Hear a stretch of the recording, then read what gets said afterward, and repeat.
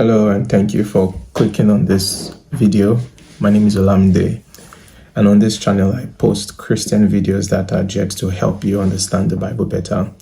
At other times I also post inspiring videos that could just help you navigate life in general.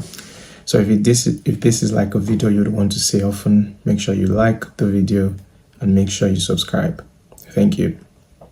So over the next few days, I will try to explain one of the most defining and cultural shaping letter ever written. A letter that was written around 57 to 58 CE during the Roman Empire or Roman era. So it is one that is rooted in the culture and context of a group of people who lived a very long time ago. This already makes it a daunting experience or a daunting challenge. It is a letter written by a man called Paul to the Christian community in ancient Rome, popularly called the Book of Romans. You see, if you got in your email or a post box today, this letter, if you're an average reader, it should take you just a couple of hours to read through it all. I know for someone who is familiar with the Book of Romans, your mind might have flashed back to the fact that it's 16 chapters. But you see, just like every other book in the Bible, the Book of Romans was not written in chapters and verses. It was an attempt by well-meaning people to help reading and understanding of the Bible easier.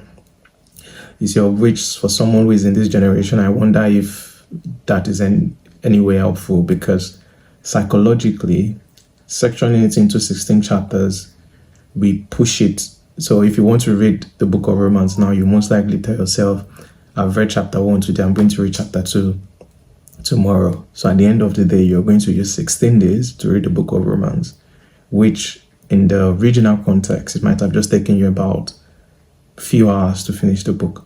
But that's just on a lighter note. My plan in this first video is to introduce the book to you. Like I said, it was written by a man called Paul, who before converting to Christianity might have been the principal instigator to the public killing of Stephen, the first martyr of Christianity. I said might because history lets us know that the people who actually stoned Stephen to death handed over their clothes and their personal belongings to Paul. But it's either the people who were stoning Stephen were so focused at stoning him that they just dumped their clothes on anyone that was there, and it happened to be Paul, or they gave it to someone they trusted, or someone who led them there, and then when it was time to do the actual killing, they just handed over their properties to him. But we never know. But one thing is certain, that after the death of Stephen, history records that Paul went around Israel and surrounding areas looking for Christians, arresting them, and maybe in some cases, some of them were killed. As a matter of fact, he was on his way to arresting Christians in Macedonia when he met Jesus, when he met the risen Jesus.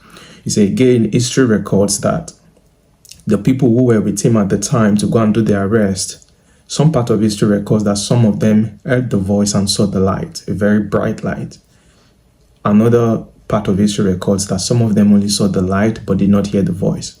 But what was certain is that Paul left from that encounter blind, and afterwards he became a Christian.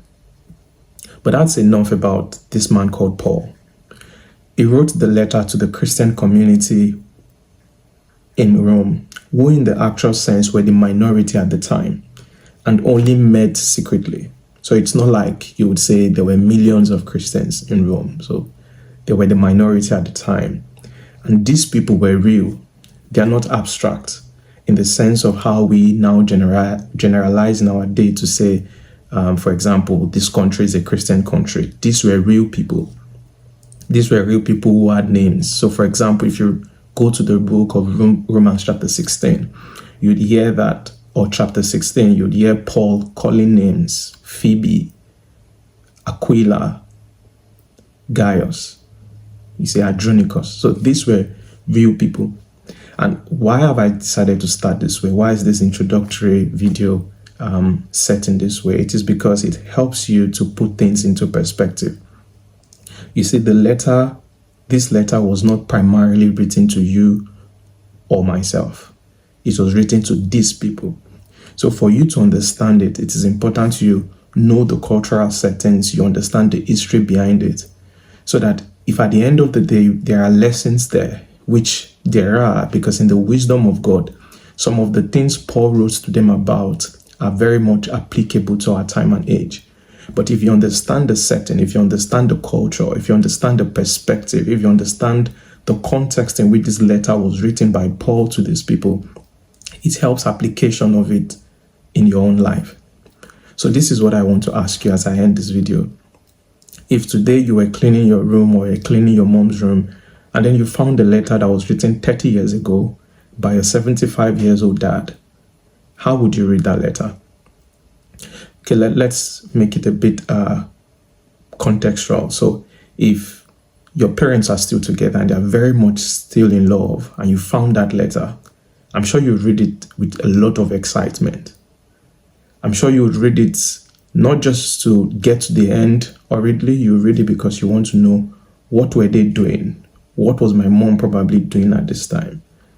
And if unfortunately they are not together, you would still want to read it with the mindset to see, what was their life like when they wrote this letter? So regardless of whatever the circumstance or the situation might be, I want you to read the book of Romans that way. Just as a bonus point, something I would say is that Paul did not write the book of Romans, although he authored it. These are quite different, because in Romans chapter 16, we find out verse 22, you would see there, I, Tertius, who wrote down this letter, greet you in the Lord. So a man called Tertius actually wrote the book of Romans, but Paul authored it.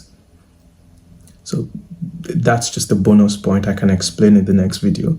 Another thing again to mention is that this letter was sent, delivered, and most likely first read by a woman named Phoebe. And then although it was written to the church in Rome or to the people in Rome, the people there were not necessarily all Roman citizens. There were Jews there, there were Greeks there. And this is also very important, because as we go in the next chapters, this idea that there were not just Roman citizens in Rome is very important to understanding the entire book of Romans. And so I'm going to see you in the next video. Bye.